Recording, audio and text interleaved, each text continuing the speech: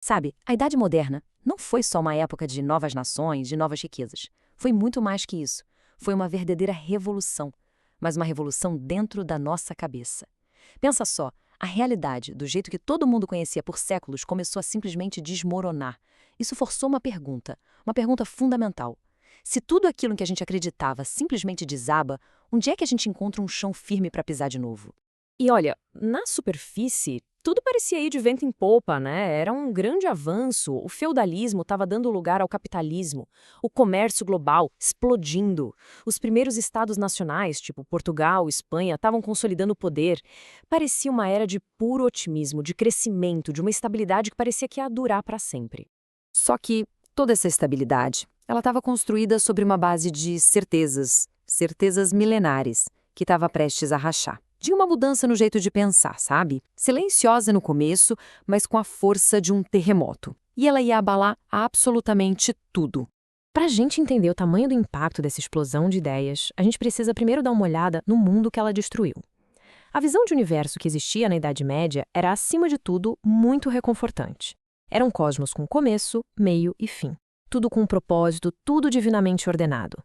Cada coisinha, cada pessoa, todo mundo tinha seu lugarzinho certo. Olha só isso aqui. Era um universo, assim, feito sobre medida para a humanidade. A Terra, paradinha, bem no centro de tudo, e em volta dela, umas esferas de cristal perfeitas, sabe? Carregando a Lua, o Sol, os planetas, e lá na última camada, Deus e os anjos. Era um modelo, claro, geocêntrico, mas mais importante ainda, teocêntrico. A ordem do universo era, na verdade, um espelho da ordem de Deus. E aí, a gente chega nesta frase do Blaise Pascal. Um gênio que viveu bem no meio dessa bagunça toda. E ele captura com perfeição o pavor existencial que bate quando essa ordem confortável simplesmente se quebra. Pensa bem, o que acontece quando o nosso lar cósmico desaparece e no lugar dele só sobra um silêncio? Um silêncio vasto, infinito? A primeira rachadura nessa estrutura toda veio de um lugar que ninguém esperava. De um clérigo, um astrônomo polonês chamado Nicolau Copérnico. Com uma única ideia, ele basicamente acendeu o pavio da bomba que ia explodir o universo medieval. A mudança toda está aqui, olha só. De um lado, um universo arrumadinho com a Terra no meio. Do outro, o modelo do Copérnico. Usando matemática, ele propôs uma coisa que era impensável, que a Terra não era o centro de nada. Era só mais um planeta, girando em volta do Sol. Hoje parece óbvio, né? Mas para a mentalidade da época, isso era uma loucura, uma reviravolta que deixava todo mundo tonto, completamente desorientado. E é aqui que está o pulo do gato. A verdadeira bomba filosófica. Porque se o nosso lar foi tirado do centro do palco, será que nós também fomos? A ideia de Copérnico, entende? Não era só sobre planetas e estrelas. Ela botava em xeque o status privilegiado da humanidade no plano de Deus. Foi aí que começou o que a gente chama de o grande desancorar. E as consequências disso foram aterrorizantes. O universo deixou de parecer um lar seguro, organizado. Virou um abismo sem fim, talvez até sem propósito nenhum. A humanidade, que antes era o centro de tudo, de repente estava à deriva, sozinha num oceano cósmico, sem nenhuma âncora, sem nenhum ponto de referência. E é claro que o poder estabelecido reagiu. E reagiu com fúria. A Inquisição, que era guardiã dessa velha ordem, intensificou a perseguição. O Copérnico, muito esperto, só deixou publicarem o trabalho dele quando já estava no leito de morte. Mas outros não tiveram a mesma sorte. Giordano Bruno, por exemplo, ele levou as ideias de Copérnico até o limite, falando de um universo infinito com outros mundos. E ele pagou com a vida, foi queimado na fogueira pela sua ousadia. E aí entra em cena Galileu Galilei. E o Galileu fez uma coisa diferente. Ele não ficou só na teoria. Ele olhou, pegou uma invenção novinha, o telescópio, apontou para os céus e viu o que ninguém nunca tinha visto antes. Ele viu montanhas e crateras na Lua, ou seja, ela não era uma esfera perfeita. E o golpe final, ele viu luas girando em torno de Júpiter, a prova de que nem tudo no céu girava em torno da Terra. As observações do Galileu eram provas, não tinha como negar. E isso, claro, colocou ele em rota de colisão direta com a Igreja. Em 1633, ele foi a julgamento e ficou diante de uma escolha impossível.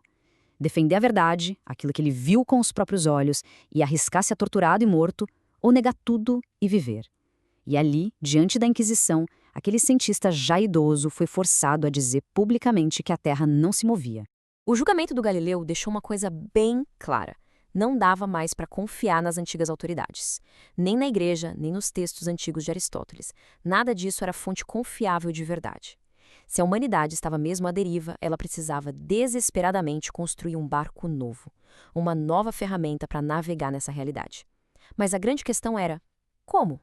Bom, uma das respostas mais importantes veio de um filósofo inglês, o Francis Bacon. Para ele, o problema não estava só lá fora, no universo. Estava aqui dentro, na nossa cabeça.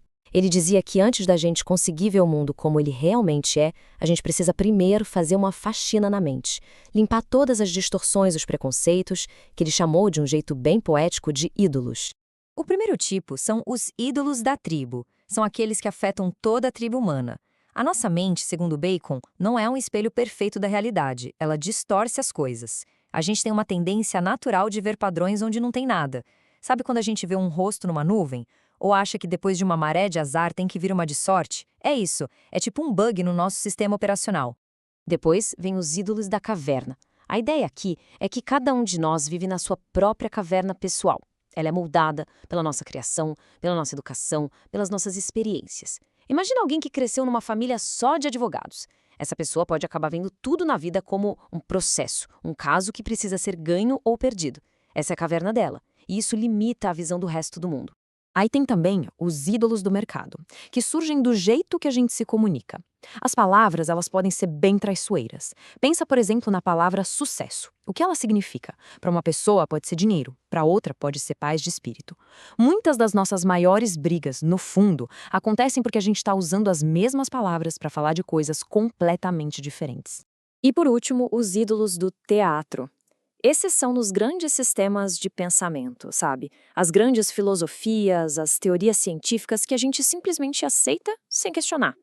É como se a gente estivesse assistindo a uma peça de teatro que já tem um roteiro pronto. Durante séculos, por exemplo, a física de Aristóteles foi tratada como verdade absoluta. Era o roteiro e ninguém ousava sair dele. Beleza. Então, com a mente limpa desses ídolos, um novo caminho se abria. A ideia era: em vez de basear a verdade no que um livro antigo dizia ou no que uma autoridade religiosa mandava, a nova ciência, a de Bacon e Galileu, iria se basear em outra coisa, em observação rigorosa do mundo, em experimentos controlados e na linguagem universal da matemática. Então, Bacon e Galileu deram pra gente um novo método para entender o mundo lá fora. Mas aquela pergunta mais profunda continuava no ar. Se o universo não tem mais um centro, onde é que a gente encontra um ponto fixo, uma certeza que seja inabalável? Foi aí que o filósofo francês René Descartes decidiu procurar essa certeza no único lugar que ainda restava, dentro da própria mente. E o Descartes embarcou numa jornada que ele chamou de dúvida radical. Ele decidiu duvidar de tudo, tipo: posso confiar nos meus sentidos? Não, eles me enganam o tempo todo. E nas minhas memórias? Pior ainda, podem ser falsas. E se este mundo aqui for só um sonho? Ele foi levando essa dúvida ao extremo, até o limite, procurando uma única coisinha da qual ele não pudesse duvidar de jeito nenhum. E ele encontrou. Ele percebeu que mesmo que tudo ao redor fosse uma grande ilusão, uma coisa era certa: existia um eu que estava duvidando. A própria ação de duvidar, de pensar, provava sem nenhuma dúvida que ele existia. E daí vem a famosa frase: penso, logo existo. Essa era a rocha, a base sólida sobre a qual todo o conhecimento poderia ser construído de novo. Ok, então com essa base firme, fincada na certeza da razão humana, a fase de reconstrução pôde finalmente começar. A humanidade estava pronta para montar um novo modelo de universo.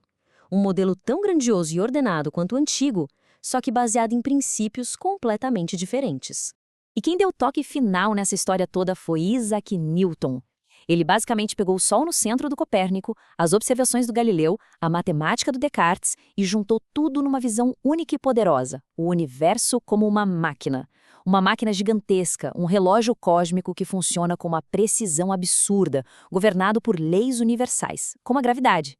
Leis que podiam ser descobertas e descritas pela nossa razão.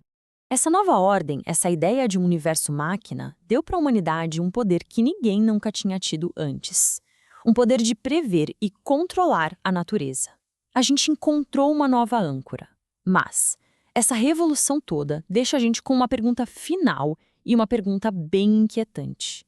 Se a gente trocou um cosmos divino por um universo que é uma máquina, e se a gente colocou a mente humana no centro de tudo, qual passou a ser o lugar de Deus nesse novo esquema?